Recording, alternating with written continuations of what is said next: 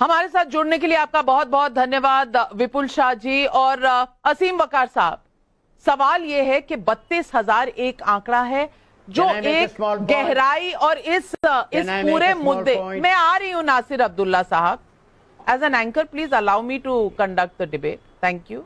असीम वकार साहब, 32,000 पर आपने प्रोड्यूसर की पूरी कहानी सुनी। उनके पास काफी डेटा है, काफी डॉक्यूमेंट्स है, लेकिन फिल्म तो 3 लड़कियों की कहानी पर आधारित है। तो आपका 32,000 वाला ऑब्जेक्शन भी उन्होंने एड्रेस कर दिया। और सच्ची वारदातों पर अगर एक अवेयरनेस की फिल्म है, मुद्दे की डिबेट की फिल्म है, तो उससे क्या संकोच है? देखिए, सबसे पहली बात तो जो आदमी गलत होता है, मक्कार होता है, उसकी भाषा में मक्कारी होती है।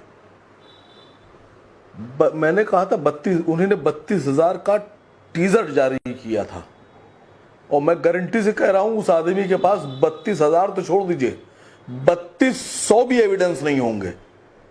वो जो 32,000 का उन्होंने टीजर जारी किया था, वो एक मक्कारी और एक प्लान के तहत जारी किया था। दूसरी बात, उन्होंने अपनी बात वापस ले ली। इतनी हल्की बात नहीं थी कि लेके उन्होंने टीजर जारी करके वापस ले ली।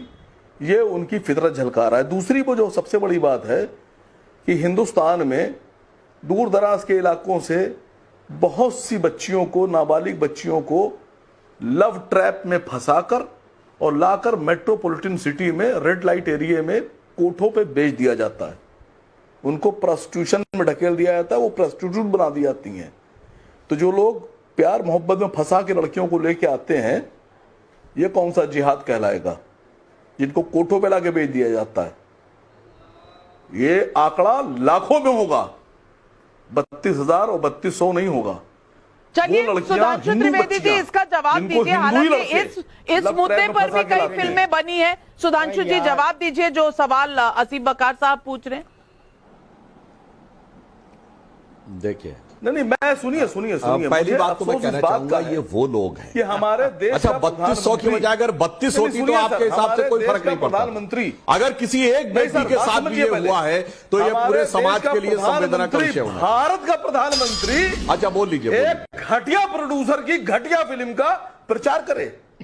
नहीं सर, ये देश, भारत जैसे महान देश का प्रधानमंत्री एक झूठे प्रोड्यूसर की फिल्म का प्रचार अगर ये लेकिन सवाल एक और भी है। राजकुमार गौतम का जयपुर से सवाल, अगर विपक्षी पार्टियां लव जिहाद को धर्म से जोड़ने को गलत कह रही हैं, तो ज्यादातर लव जिहाद के मामले एक धर्म से ही क्यों होते हैं? ये भी वाजिब सवाल है। जवाब दीजिए असीम वकार साहब।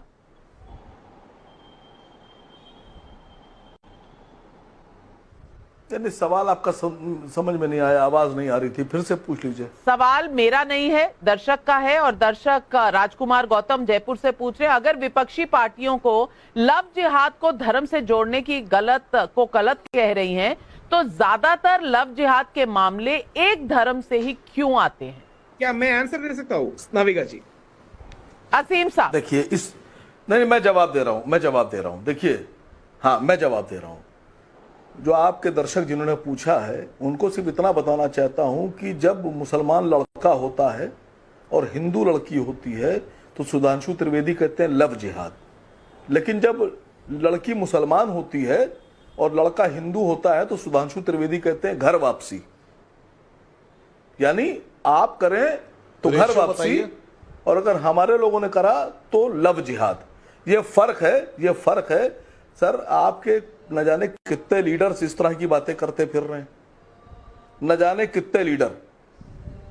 एक सुनील सिंह नाम का एक नेता हुआ करता था जवाब दे रहे सुधांशु जी, और राहुल ईश्वर के पास भी जाऊंगी। पार्टी में है सुधांशु जी, जवाब दे रहे हैं। आजकल समाजवादी पार्टी में सुनिए, लंबा लेक्चर का समय नहीं है। सुनिए, 30 सेकंड एक लाइन नहीं, अब बात निकल आई तो सुन लीजिए, बात निकल आई तो सुन लीजिए।